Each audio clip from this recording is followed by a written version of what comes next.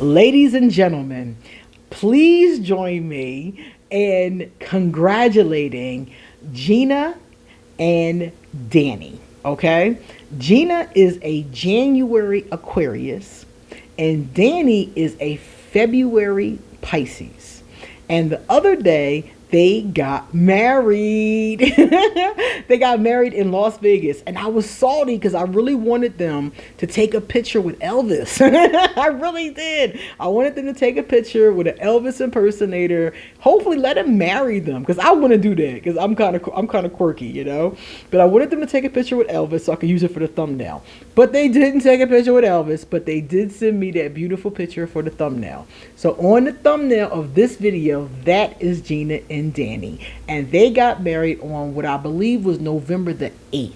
And please help me congratulate the newlywed couples. So today, we're going to move on in our series, and we're going to talk about Pisces and Aquarius. We've been talking about Aquarius and the water signs, so we're going to finish this one today. So congratulations to one of my favorite couples, and I mean that. This couple is hysterical.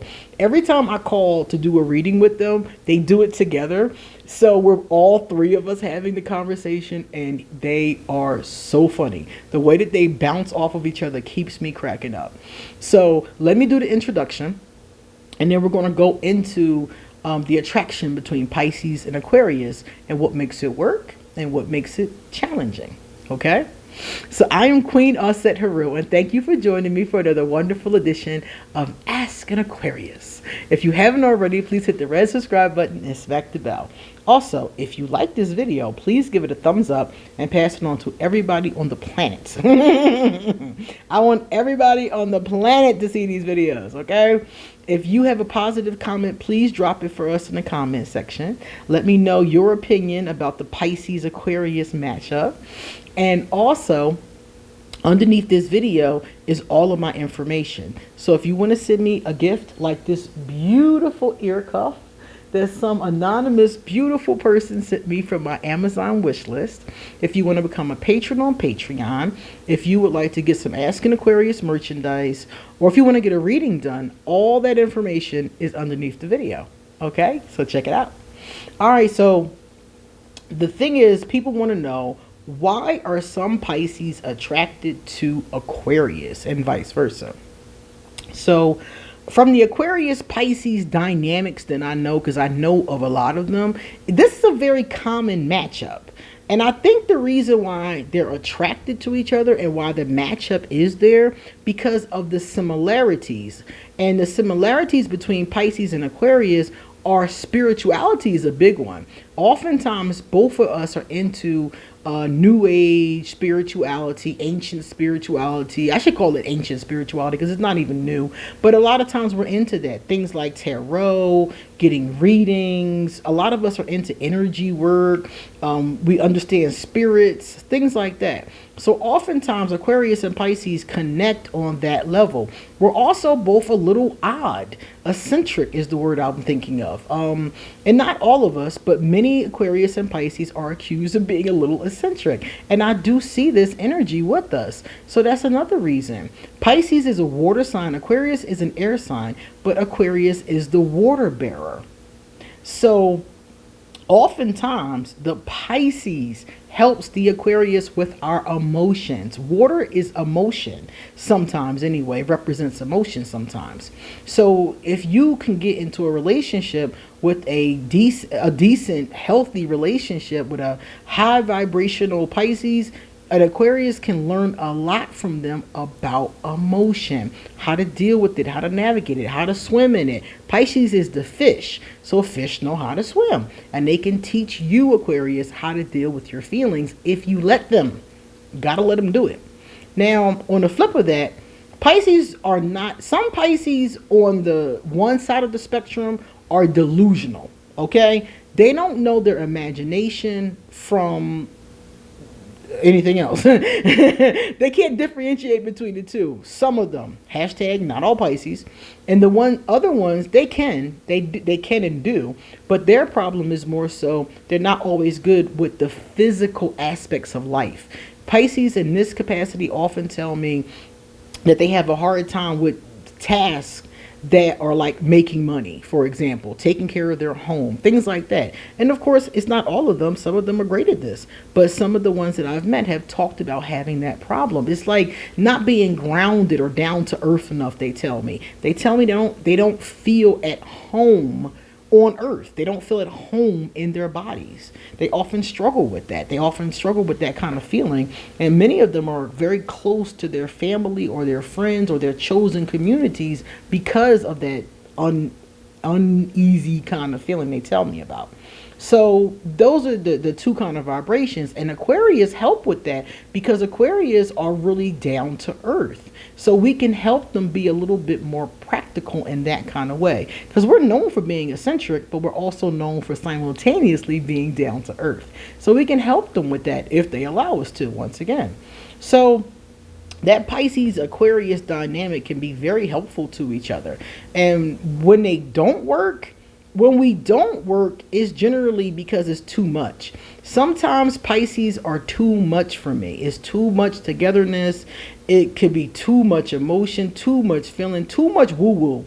It gets too much. Aquarius are logical and woo-woo at the same time, you know? So if you can't balance the logic, you know, with the woo-woo, I don't do too well. So a lot of Aquarius tell me that that's where their problem comes in, is that sometimes it's just too much of the water. It's too much of the emotion. It's too much of the illusion. It's just too much for them. Okay, now I'm gonna give you a perfect example of like having a difficulty telling between the two. I was talking to a Pisces once, right? And she was saying that the difficulty is having a hard time distinguishing between intuition and imagination. This was the struggle that she was having. So I was talking to her about a time I struggled with that and what I did. So I'll give you the same example, as a matter of fact. What I was saying to her was that I'm somebody who's sensitive to spirits, angels, different spirits, energy in general. I can tell, I can feel it. When I walk into a room, if people are angry or sad or they were talking about me or something like that, I can feel the energy of it. They don't even have to say anything, right? But at the same time, my imagination will still play tricks on me. The other day, it wasn't even the other day, it was years ago now, maybe 2 years ago now. I was watching this movie, and in the movie, there was a young girl who couldn't be around light. Her name was Diana. I don't remember the name of the movie, though. Some of you have seen this movie, though, because it was pretty popular. Anyway, Diana was allergic to light, so she had to spend most of her time in the dark. Apparently, she died, and her spirit was still coming to one of the girls who was now a woman and had kids that she was in some orphanage with or something, and she could only be in the shadows. So if somebody turned on a light, she would flee, you know. So I was watching this that night, and I went to sleep, and when I went to sleep, I could have swore Diana was in my closet. I could have sworn she was in my closet. Now mind you, I know she's not in my closet. I can read energies. I don't feel any energy signatures coming out of my closet. There's nothing coming. But my imagination is telling me Diana is in your closet.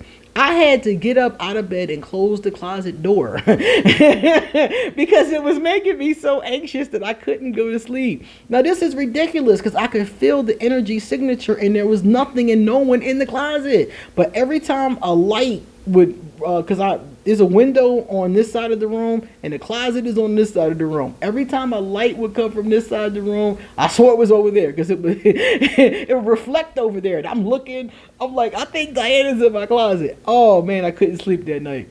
A couple days later, it was done. You know, I forgot all about the movie. Can't even remember the name of it now.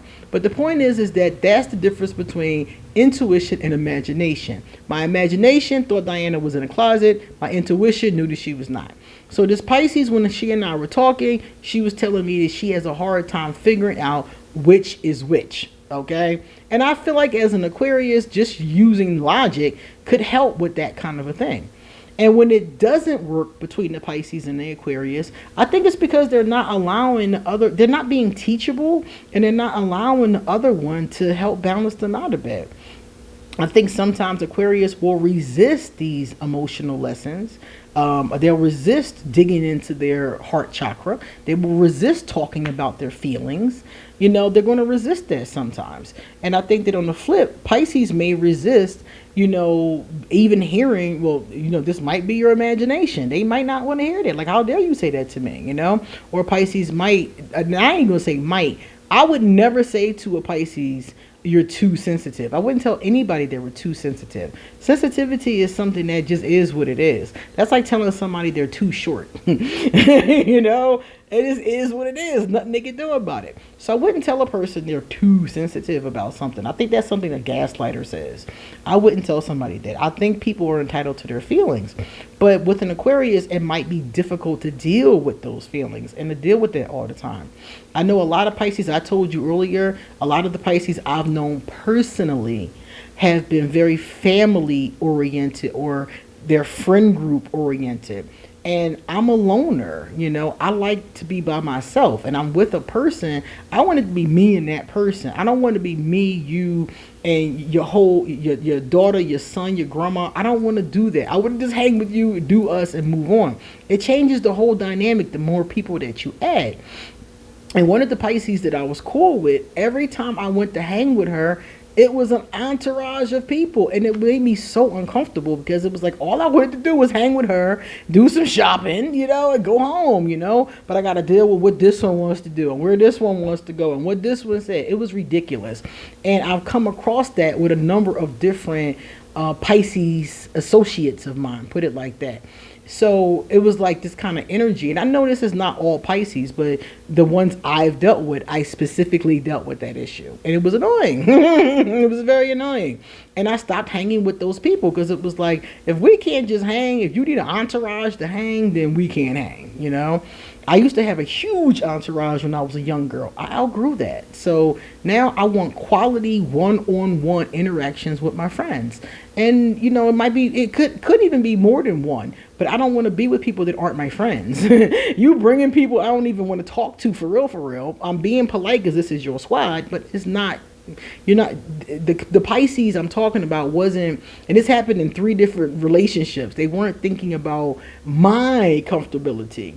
It was just like, oh, it's more the merrier, and it wasn't. So those are the issues, the challenges, and the strengths between the Aquarius. A lot of Aquarius got jokes. A lot of Pisces got jokes. I like that. I like that a lot.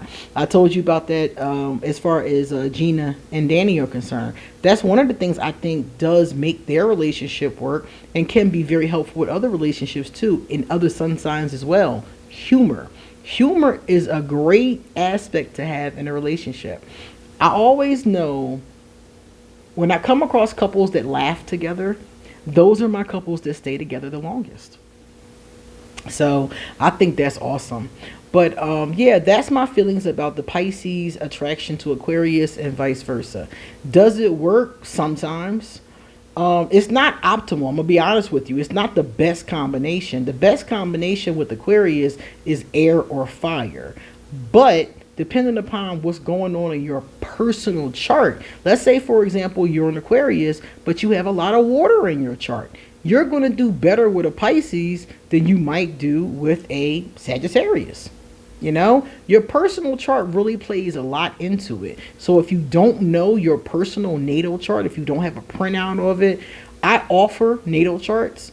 I offer the printout of the chart itself, which I just do online, and then the interpretation underneath that tells you what it means. Because the little images on the circle don't mean nothing to you if you don't know what it means. So if you would like to get a personal natal chart, which is specific to you or to you and your spouse or whatever the case is, with interpretations, it's about 9-10 pages long. If you want to get that, please email me and I'll give you further information. Because as far as relationships are concerned, that's really more important than what your sun sign is. Your natal chart is where it's at. That tells you everything you need to know about your relationships, your career, children, past life stuff. It tells you everything, and it's specific. It's not like you're just listening in general. When I do Aquarius videos or Pisces videos, it's general because I'm talking to millions of people. But when I do a natal chart for just you, it's specific because it's just one-on-one. Now, let's take a look at some of our positive comments. The first one came from Melissa Nicole. Melissa Nicole said, as an Aquarius, I admit that I'm really moody. We are. I'll give you that. However you treat me, I will treat you the same. A lot of Aquarius say that. Jessie Nay. Hey, Jessie. This is so true. We're kind until you cross us. Wow. Once you betray the trust or the relationship, we're done. And we won't even acknowledge you exist. Instead, we move on, period. Yeah, that's the Aquarius. About our business, right? All right, guys. You come back soon because I got a lot more to tell you. See you later.